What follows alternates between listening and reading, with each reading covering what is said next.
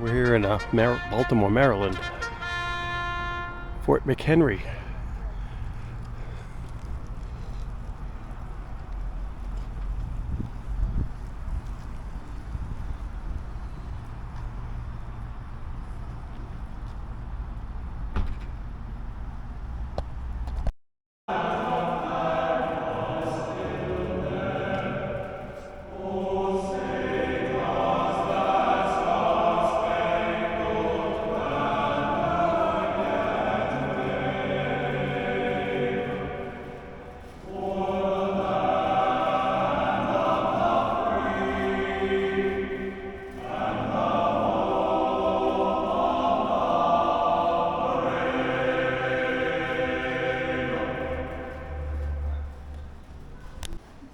Bombs that burst in air and rockets right there. These rockets and bombs gave food through the night that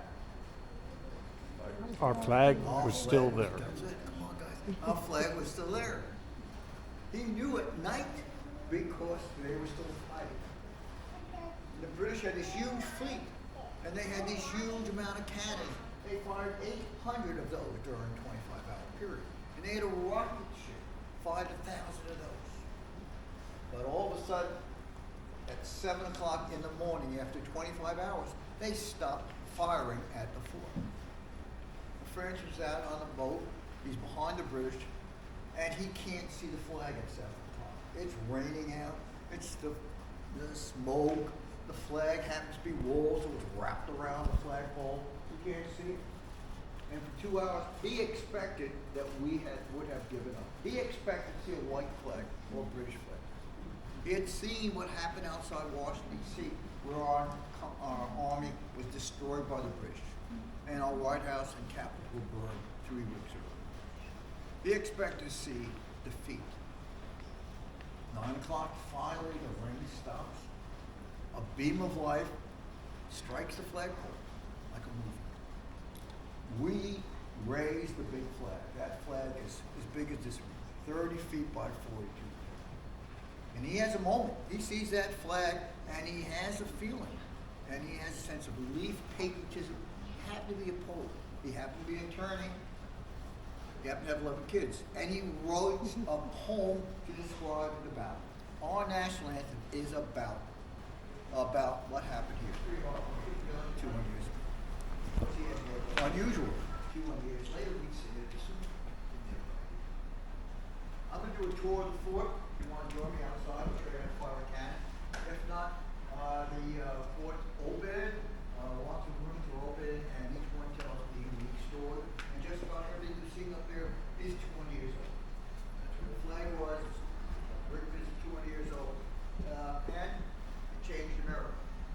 You're dismissed. Stables, and you're looking at where the flag was, and you see it looks like a ship's mast, because 2 pieces of wood are stronger than a pole. And so if you're going to have a big sail, like on a day like today, you want to have a pretty strong structure piece. Let's stop right here.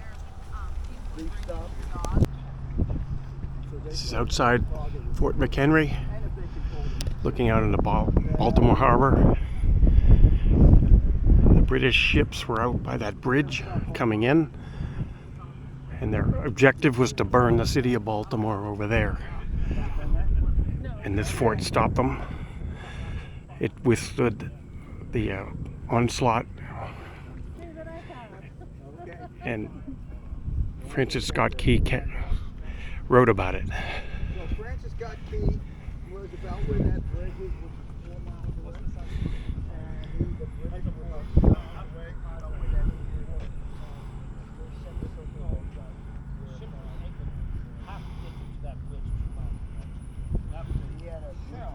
This is the American defenses were still out here too, outside the fort. Feel how thick, like the shrapnel. Looks like he had about an inch and a half there. 1,800 of those were fired at the fort. We have correspondence from people who are living in Philadelphia. They could hear these explosions. Philadelphia, 100 miles. That, you know, that came from a foundry in France where the original guns that were here came from. So we were pretty lucky to find these, this one and 2 others. And so we wanted to give visitors an idea of how big these cannons are. And so this is the largest cannon of the Napoleonic Wars. Only the French Navy had guns of this high caliber because they're French.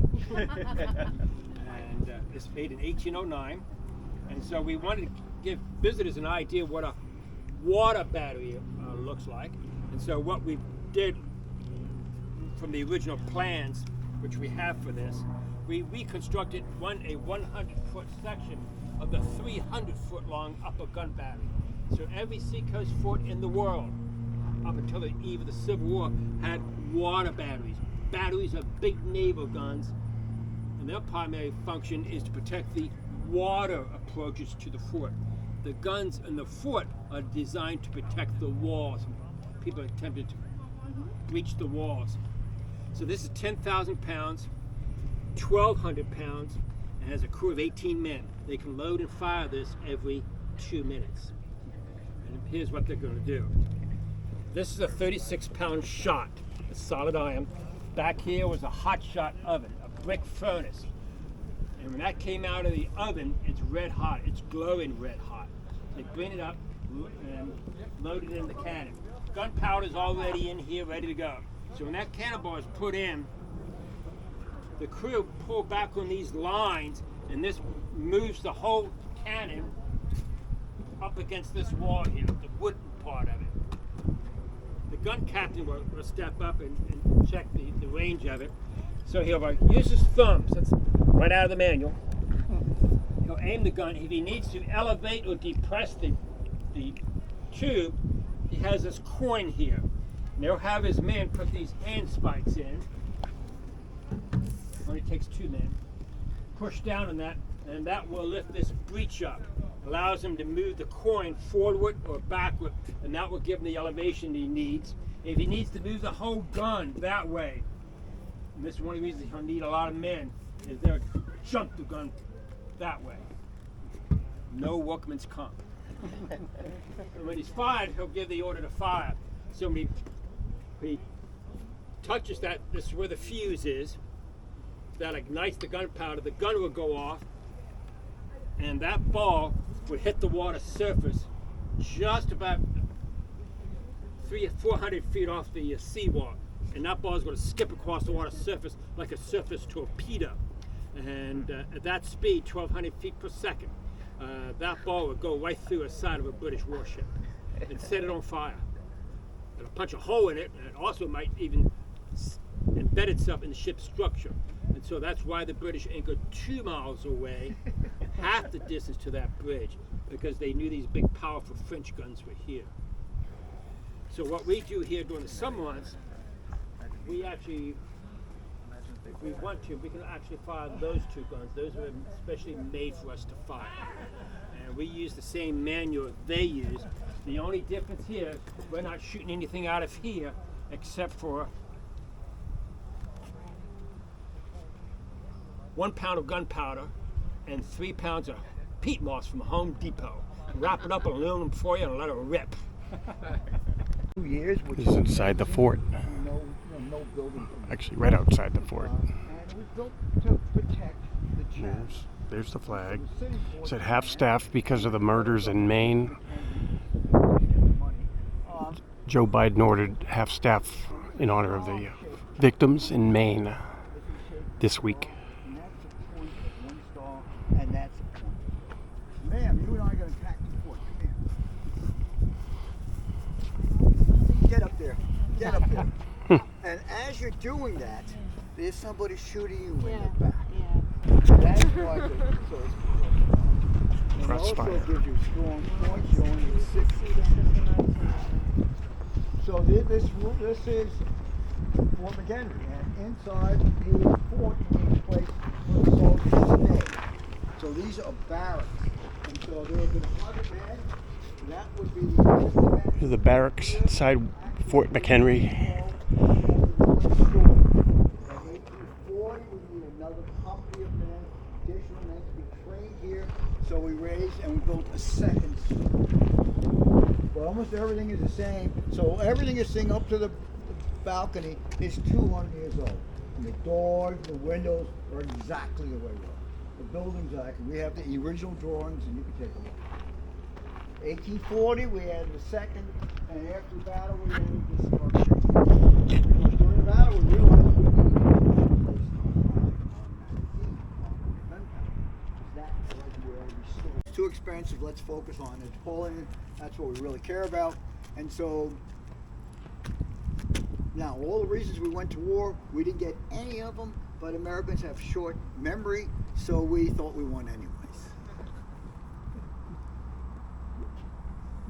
So when you go home and you think of the Star Spangled Banner, when you hear the home of the free and the brave, when you think about how America's changed and how we feel pride in our nation, how we feel like we can do it. That feeling of we can do it, and we have done it, and we've done it again and again, started with these guys. And if these guys hadn't done it, we'd be a little shaky. The whole issue of democracy could have also been because we weren't doing well as a country in 1812. We had no money. We had no cohesion. We had no army, no navy, and we didn't like each other. Not a good way to begin our reign as the world power. We were third rate, and we felt it. As a result of this war, we said, I don't think so. We're pretty good. We beat the British twice, didn't we? Yeah. And don't mess with us.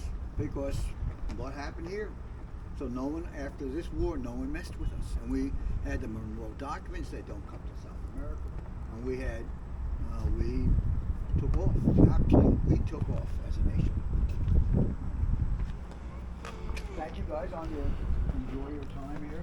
Go up onto the ramparts, take a look out there and see the bridge and visualize Francis Scott Key's joy of seeing the flag at dawn's over. That ends the tour. Very good tour. This is a barrack.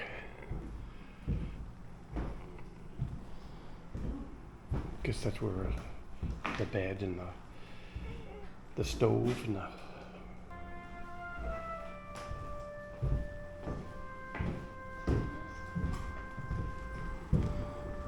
well, that's about. Walk up to the harbor view again.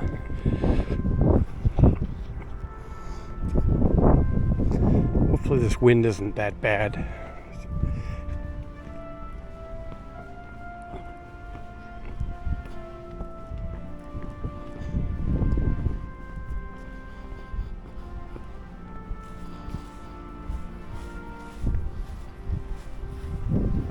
This is the port of Baltimore again.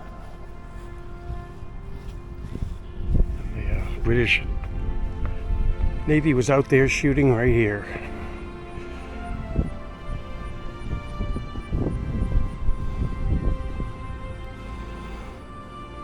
And the British never made it through the harbor, and they took off, they went back. And that's my tour of Fort McHenry, October 2023.